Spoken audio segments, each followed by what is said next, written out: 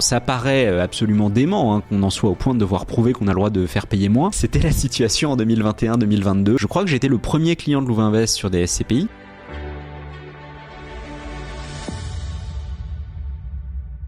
Bonjour à tous, je suis Clément Renaud, le fondateur de Louvainvest, la meilleure plateforme pour investir en SCPI. Et aujourd'hui, on revient sur l'histoire de Louvainvest, la genèse. On n'a jamais eu l'occasion de faire connaissance. Pour vous poser un peu le contexte, moi j'ai une formation d'ingénieur, plutôt en mathématiques appliquées. J'ai commencé ma carrière en Angleterre, chez Rolls-Royce, non pas pour les voitures, mais pour les moteurs d'avion. Rolls-Royce est très connu pour ses très bons moteurs d'avion. Et je travaillais notamment sur la partie des compresseurs pour les moteurs de l'A380. Ensuite, je suis parti en Californie. J'ai fait un master à l'université de Stanford en Californie, donc en Silicon Valley. Je me suis spécialisé dans ce qu'on appelait à l'époque la data science, qui depuis s'est un peu transformé en machine learning, puis maintenant on parle beaucoup d'IA, d'intelligence artificielle. Donc c'était les prémices, c'était pas exactement les mêmes modèles que ce que nous avons aujourd'hui, mais il y avait déjà des choses qui ressemblaient au fameux LLM, au modèle de langage de grande taille. Ensuite, j'ai travaillé en tant que data scientist dans plusieurs startups. J'ai créé une entreprise qui avait fait l'incubateur qu'on appelle Y Combinator,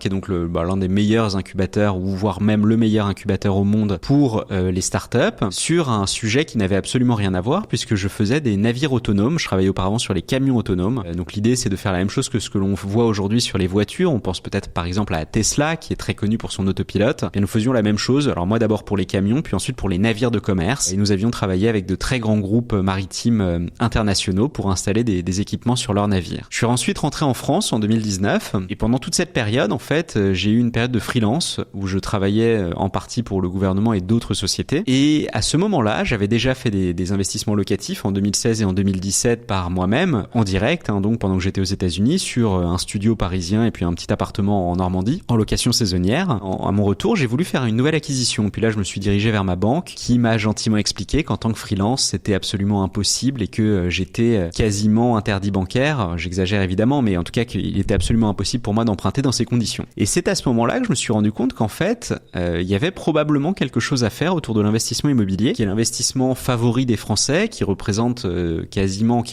en 2020-2021 quasiment 40 milliards d'euros investis annuellement sur l'investissement immobilier en direct, plus une dizaine de milliards sur la SCPI, donc un package global autour de 50 milliards par an, avec finalement très peu de solutions, puisque l'investissement en direct reste compliqué. Vous avez un grand nombre d'intermédiaires, vous êtes obligé généralement de passer par un agent immobilier, un notaire, une banque qui va vous prêter, puisque peut assez rarement investir 10 000 euros en immobilier direct. Et donc je me suis dit, mais est-ce qu'il y aurait un moyen de faire quelque chose peut-être d'un peu plus efficace, ou en tout cas d'un peu plus accessible, qui permettrait d'investir à partir de montants modestes, sans avoir l'obligation d'investir à crédit. Et donc à ce moment-là, j'ai découvert les SCPI. Donc les SCPI, les sociétés civiles de placement immobilier, qui sont donc des véhicules mutualisés qui permettent d'investir en immobilier de manière en réalité très comparable à ce que vous feriez en direct, mais avec toute la gestion qui est déléguée. Et donc le fait que ce soit mutualisé vous permet également d'investir au comptant des sommes modestes, puisqu'aujourd'hui on est capable d'investir en SCPI à partir de 200 euros. Et en découvrant les SCPI, très franchement, je me suis dit en fait, il y a rien à faire, ça existe déjà. Mon idée était peut-être pas idiote, mais voilà, c'est déjà fait. J'ai continué à creuser quand même un tout petit peu pour voir, en me disant mais quand même c'est fou, parce que j'avais jamais entendu parler des SCPI, et je me suis dit mais comment on fait pour investir en SCPI? Et à ce moment-là, j'ai découvert que la méthode la plus classique, en tout cas quasiment la seule méthode à l'époque, en 2019-2020, c'était de passer par un conseiller en gestion de patrimoine, qui a évidemment une utilité si l'on a une situation très complexe, mais moi mon cas c'était de vouloir investir 10 000 euros dans une SCPI que j'avais déjà sélectionnée. Finalement j'étais un cas vraiment très simple. Et là, tous les conseillers en gestion de patrimoine m'ont envoyé un PDF de 15 pages de questionnaire pour savoir exactement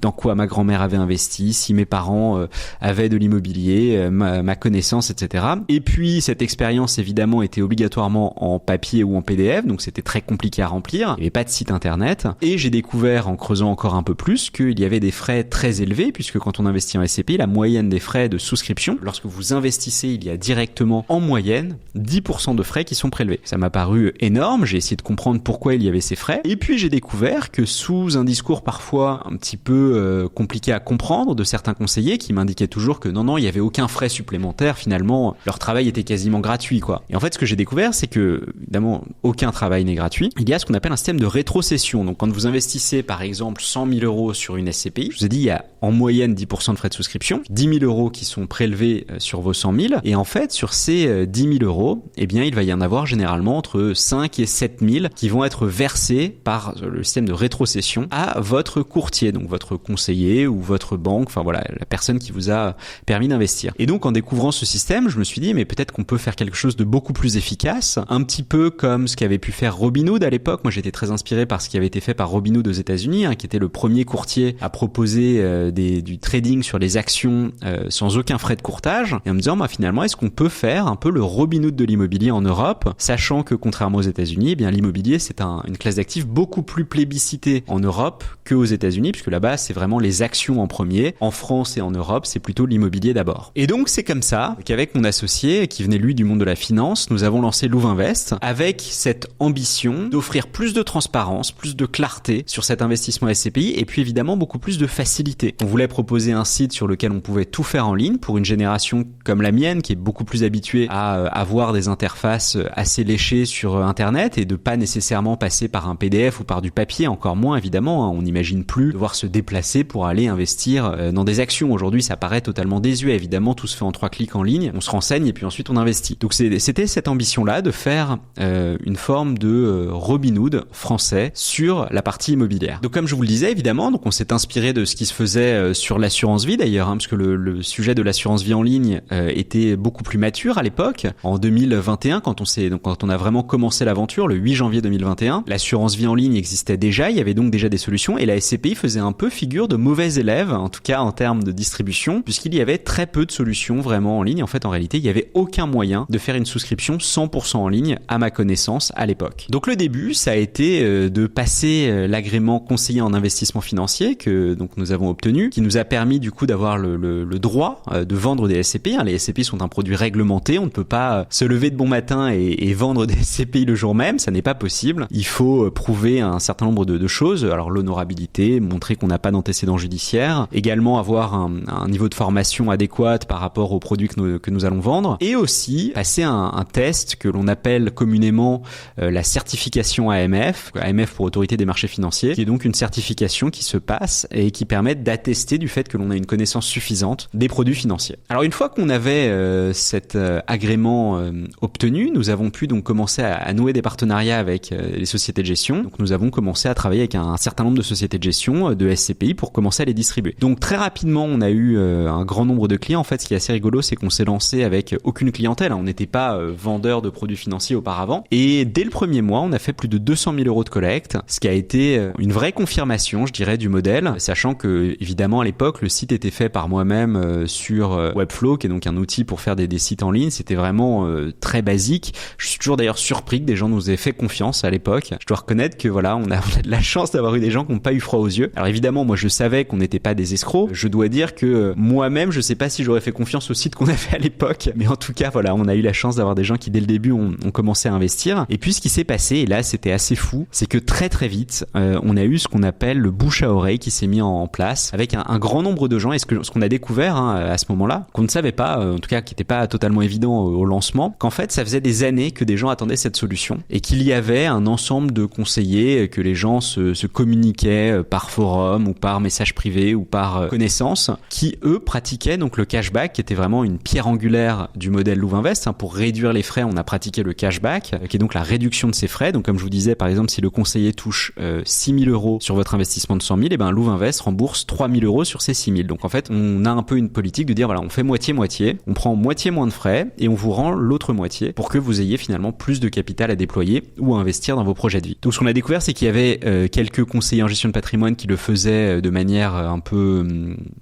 sous le manteau, on va dire, en tout cas pas de manière très très annoncée. Et dès que nous avons commencé, finalement, les gens sont venus pour profiter de cet avantage, à la fois la souscription en ligne et bénéficier du cashback. Et donc, ce qui est très fort, c'est qu'on a, comme je vous le disais, commencé en janvier 2021 et en décembre 2021, on faisait déjà des collectes de plus de 2,5 millions € par mois, ce qui était absolument énorme. Faut se rappeler que voilà, on partait vraiment de rien, on était deux et on avait déjà des niveaux de collecte qui étaient dignes de vraiment assez gros cabinets de conseillers en gestion de patrimoine sur la brique SCPI. Alors ça n'a pas été de tout repos, on a eu évidemment des gens qui n'étaient pas contents, on va pas se le cacher, qui pensaient, à mon avis à tort, mais ça c'est toujours à nous de leur démontrer, qu'on leur volait des clients, que finalement on était une solution bon marché, on m'a appelé le Lidl de la SCPI et le Action de la SCPI. Moi je pense au contraire qu'on était plutôt précurseur, et plutôt que de se voir comme bas de gamme, nous notre conviction ça a toujours été qu'on est capable d'offrir un service qui est finalement haut de gamme sur le courtage en SCPI uniquement, parce que c'est le seul produit que nous vendons à l'heure actuelle, mais via des outils qui étaient beaucoup plus performants. Donc à la fois pour la sélection des produits, pour l'information du client en amont, pour le conseil du client, mais également après sa souscription pour suivre son portefeuille et savoir la performance réelle de ses investissements. À cette période, effectivement, nos détracteurs nous reprochaient deux choses. Premièrement, le cashback, c'est illégal. Deuxièmement, finalement, le cashback, c'est un argument marketing pour cacher une mauvaise qualité de service. Alors, on va revenir sur ces deux points un peu plus en détail. Le premier, le cashback est illégal. Quand on s'est lancé, on n'était pas complètement fou quand même. On avait regardé un petit peu la réglementation. On s'est pas dit on va faire du cashback alors que potentiellement ce serait interdit. Il se trouve que quand on s'est lancé, il y avait une réglementation qui existe toujours d'ailleurs, qui s'appelle MiFID 2, qui donne un certain nombre d'éléments sur ce que doit faire un conseiller qui vend des produits financiers. Parmi les obligations, il y a celle d'être très transparent sur les frais qui sont perçus. Et donc, comme je vous le disais, si un conseiller touche les 6 000 € que je vous décrivais tout à l'heure, eh bien, il a l'obligation de le communiquer avant à son client. Alors, je suppose que l'immense majorité des conseillers le font aujourd'hui. Je vais évidemment pas aller vérifier, mais je pense que c'est parfois un petit peu caché. Et je dis pas que c'est nécessairement fait par malveillance, mais je pense que c'est peut-être un peu compliqué, donc que les gens, vont vous en informer sur un document réglementaire que vous allez signer, mais que c'est peut-être pas très mis en avant. Donc, on essaye en tout cas au maximum, nous, de le mettre en avant. Et en fait, MiFID 2 permettait d'avoir ce qu'on appelle le conseil indépendant, qui lui a l'interdiction de toucher des rétrocessions, ou quand il les touche, il a l'obligation de les rembourser au client. Donc en fait, ce que nous on a dit dès le début, c'est en fin de compte, il y a le conseiller non indépendant qui peut garder les rétrocessions, il y a le conseiller indépendant qui n'a pas le droit de les garder, qui doit les rendre à 100% au client, et on va faire un modèle hybride où on est non indépendant, donc on peut les conserver, mais on en rembourse une partie. Donc déjà, on se rend compte que l'argument de l'illégalité était quand même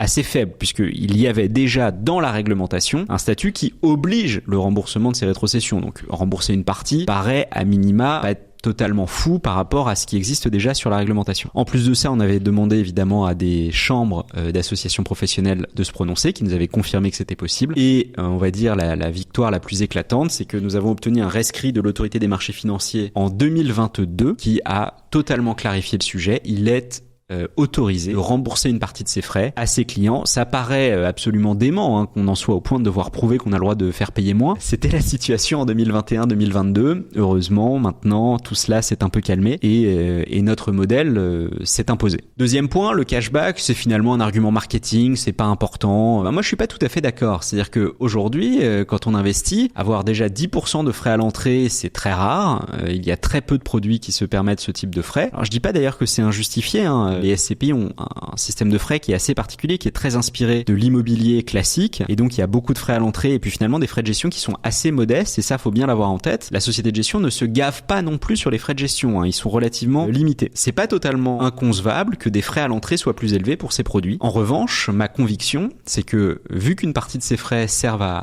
rémunérer l'intermédiaire qui a vendu le produit, on a le droit de les rendre, et pour un client, eh bien évidemment, toucher 3% dès le début de son investissement sur le montant investi, c'est énorme. Et donc moi de ce point de vue-là, je suis pas d'accord, c'est pas un argument marketing, c'est vraiment de mon point de vue une juste redistribution de la valeur, en tout cas dans notre modèle sur un système en ligne. Alors ça c'était le tout début, je vous ai parlé de décembre 2021, donc là on était encore 2, alors peut-être qu'on était déjà 4 à l'époque parce qu'on avait commencé à recruter quelques personnes, et très rapidement on a étoffé l'équipe. Aujourd'hui on est environ une petite vingtaine de personnes qui travaillent chez Louvainvest, et je pense que ce qui nous a vraiment servi, c'était de s'entourer d'experts. Donc sur le conseil, on a embauché des conseillers qui étaient très expérimentés, qui avaient plusieurs années d'expérience dans des très grands groupes, par exemple comme Allianz ou d'autres groupes de conseillers en gestion de patrimoine. Ça, c'est donc sur la partie conseil qui aujourd'hui reste très puissante, évidemment, puisque aujourd'hui vous pouvez demander des conseils à notre équipe. On a également des gens sur l'équipe technique. On a embauché des développeurs très expérimentés qui aujourd'hui permettent de développer à très grande vitesse nos outils en ligne et demain nos outils sur mobile. Et puis évidemment toutes les autres fonctions. Je pense évidemment à l'équipe des opérations qui est en charge de s'assurer du bon traitement de vos souscriptions une fois que vous les avez initiées, ou de l'équipe marketing qui elle a pour ambition de nous faire connaître par exemple par des vidéos comme celle-ci. Alors si l'investissement SCPI vous intéresse, n'hésitez pas à vous rendre sur notre site internet sur lequel vous avez accès à de nombreuses informations totalement gratuites ainsi que de la donnée. Nous avons la première base de données open source pour les SCPI, ou alors à prendre contact avec un conseiller. Un autre élément assez important, c'est que quand on s'est lancé, je voulais quand même me sentir impliqué et montrer aussi que j'y croyais. Donc ce que j'ai fait, c'est que j'ai investi directement dans des SCPI. Je crois que j'ai été le premier client de Louvainvest sur des SCPI et ça m'a permis, et je suis toujours d'ailleurs associé de plusieurs SCPI, 3 SCPI aujourd'hui, et ça me permet d'avoir une vraie empathie avec nos investisseurs puisque je comprends et je connais leurs produits, je suis moi-même associé, je reçois des revenus lorsqu'il y en a qui sont distribués, et puis mon associé également s'était investi en SCPI. Donc on a pour le coup une vraie compréhension de ce que c'est que d'être investisseur en SCPI, et parfois aussi une vraie compréhension des petites frustrations qu'on peut avoir, que ce soit avec un extranet qui peut laisser à désirer chez la société de gestion, on peut avoir des moments de baisse de distribution, d'augmentation de distribution, donc on vit tout ça avec vous. Et donc là où ça a vraiment décollé, c'est effectivement à partir de septembre-octobre 2021, comme je vous le disais, on est passé de quelques centaines de milliers d'euros collectés par mois à quelques millions d'euros de collectés par mois, et là, pour vous donner un ordre d'idée, on a grossi de manière exponentielle dans un marché qui était catastrophique puisque le marché s'est effondré entre 2022 et 2024. Il faut bien avoir en tête que la collecte globale sur les SCPI est tombée de 60%, et pourtant dans cette même période on fait environ x2 sur notre volumétrie. Donc un grand merci à tous ceux d'entre vous qui nous ont fait confiance, mais je pense et je crois que c'est vraiment grâce à la qualité à la fois des équipes et du produit que nous avons réussi à surperformer dans un marché très compliqué. Alors pour vous faire un petit bilan aujourd'hui, donc là à fin 2024, on est monté de 0 en janvier 2021 à plus de 260 millions d'euros investis par notre communauté d'investisseurs. C'est absolument énorme. On a plus de 8000 clients aujourd'hui qui nous ont fait confiance et on est à plus de 180 vidéos sur la chaîne YouTube. Alors on me demande souvent de quoi je suis le plus fier, et je dirais 2 choses. La première, c'est l'équipe qu'on a constituée qui est absolument exceptionnelle, et c'est vraiment grâce à elle.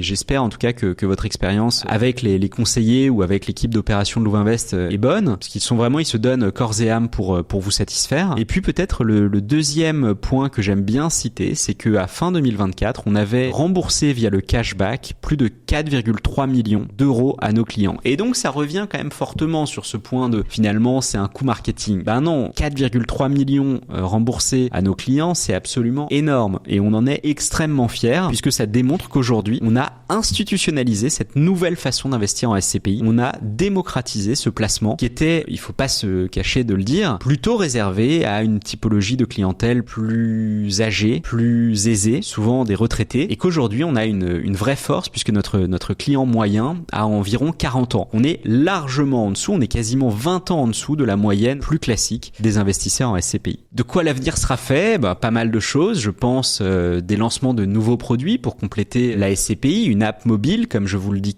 disais à l'instant, et puis évidemment continuer à travailler d'arrache-pied pour que votre expérience soit la meilleure, que vos souscriptions soient traitées le plus efficacement, le plus vite possible. On travaille avec les sociétés de gestion qui ont un vrai enjeu de digitalisation aujourd'hui, c'est-à-dire que pour certaines d'entre elles, on travaille encore plutôt par email et par Excel, donc on est en train de les accompagner également sur, par exemple, un passage via ce qu'on appelle les API, des interfaces informatisées plutôt que des interfaces email, pour toujours vous offrir le meilleur service avec les meilleures conditions et les meilleures offres. Ça, c'est un point important. On travaille beaucoup sur le fait de vous proposer des offres temporaires avec les sociétés de gestion pour que vous ayez toujours accès à des offres uniques, exclusives, qui vous permettent de savoir que vous investissez sur la meilleure plateforme pour les SCPI. Alors aujourd'hui, grâce à la plateforme technique dont je vous parlais, on est en capacité d'investir en quelques clics, en quelques minutes ou quelques dizaines de minutes si on doit faire le profil complet. Et cela, que ce soit en pleine propriété, que ce soit en nue propriété, que ce soit également en usufruit pour ceux d'entre vous qui ont des personnes morales qui souhaitent investir en usufruit, mais également en versement programmé ou à crédit, puisque nous avons développé le premier simulateur d'éligibilité au crédit qui vous permet en littéralement 3 minutes de savoir s'il est possible pour vous d'être éligible à un crédit. Et nous allons sortir dans les jours qui viennent ce qu'on appelle un funnel qui vous permet de faire votre demande de crédit en ligne et de renseigner tous les documents qui sont nécessaires. Vous avez également accès à un grand nombre de simulateurs, puisque nous avons des simulateurs sur le crédit, sur la pleine propriété, sur la nue propriété, des comparateurs de SCPI, une base de données ouverte totalement gratuite qui vous permet d'avoir accès à la plupart des SCPI du marché, pas uniquement celles vendues par Louvainvest. Tout cela est totalement libre. On a un système open source pour y accéder. Puis vous avez également la communauté Louvainvest qui est un forum de plus en plus actif sur lequel vous pouvez poser vos questions et des gens viendront vous aider, vous répondre directement sur le forum. Enfin, dernière initiative, c'est évidemment la chaîne YouTube sur laquelle vous êtes en ce moment qui vous permet d'avoir des vidéos sur des sujets qui sont parfois extrêmement pointus et précis. Parfois, on va juste faire des interviews sur des SCPI pour les découvrir ou des sujets un peu plus larges, que ce soit par exemple l'investissement LMNP ou tout simplement un partage de nos prévisions ou en tout cas de nos hypothèses sur le futur. Je pense par exemple à la vidéo que nous avions réalisée suite à la dissolution de l'Assemblée nationale. N'oubliez pas que vous pouvez également réaliser totalement gratuitement vos simulations sur notre application en ligne via le lien qui est disponible dans la description de cette vidéo.